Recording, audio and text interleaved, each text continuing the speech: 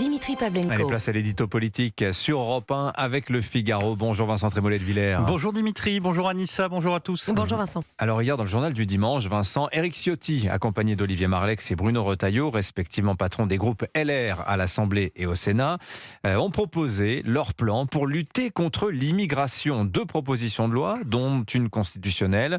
Ces propositions de loi sont déposées en milieu de semaine dans les 2 chambres. Est-ce qu'elles ont une chance d'aboutir, Vincent ? Absolument aucune chance, mon merci, cher Vincent. Dimitri. Le parcours qui se présente à elle est infranchissable, mais ce n'était pas l'objectif au fond de cette offensive législative. Éric Ciotti et son parti dans cette histoire poursuivent 3 buts. Le premier, c'est d'apparaître unis après le piteux spectacle de désunion durant les retraites. Le deuxième, c'est de cesser d'avoir à se positionner par rapport au gouvernement.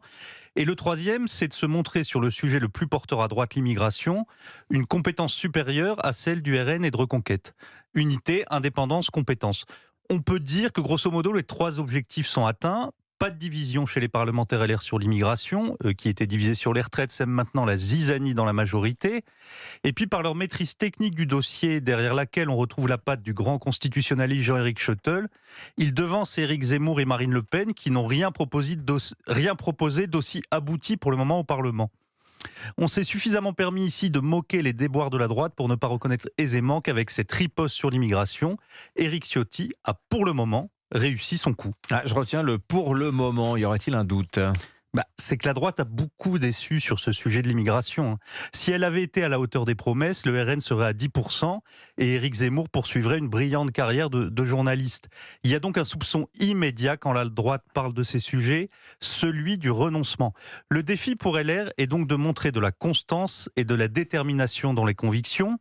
La loi immigration, si elle voit le jour, pourrait leur donner une occasion en or. C'est d'ailleurs ce qu'explique Olivier Marleix quand il menace le gouvernement de motion de censure au cas où une loi immigration laxiste serait adoptée au 49.3. Je traduis, cela veut dire nous ne voterons pas la loi Darmanin-Dussopt telle qu'elle est aujourd'hui. Et si vous essayez de passer en force, nous sommes prêts à faire tomber le gouvernement. En fait, la loi immigration sera celle de la clarification entre la majorité et LR.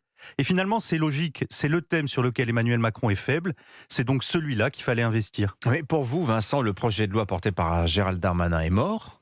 Le ministre de l'Intérieur doit trouver un chemin, selon les mots d'Elisabeth Borne, mais le ministre de l'Intérieur est bloqué dans l'impasse du « en même temps ». Les réactions vigoureuses de la gauche, de la majorité et du MoDem aux propositions de LR montrent que Gérald Darmanin est condamné au « en même temps ». Un « en même temps » mortifère pour lui, puisque tout ce qu'il gagne à droite lui fait perdre à gauche et inversement. Sa grande difficulté, c'est qu'à force d'être ramollie, sa loi n'est plus du tout à la hauteur des enjeux. À l'inverse, le grand mérite des propositions de LR, c'est de restaurer au cœur du débat public une question centrale. C'est de montrer aussi que le Parlement et les citoyens sont ligotés par une suite d'autorités, par un verrou constitutionnel ou judiciaire qui empêche un peuple et son gouvernement de décider qui entre et qui sort sur le territoire. Vous savez, très au-delà des questions politiciennes, ce sujet de la maîtrise des frontières doit être au cœur de la délibération nationale. C'est une urgence civique.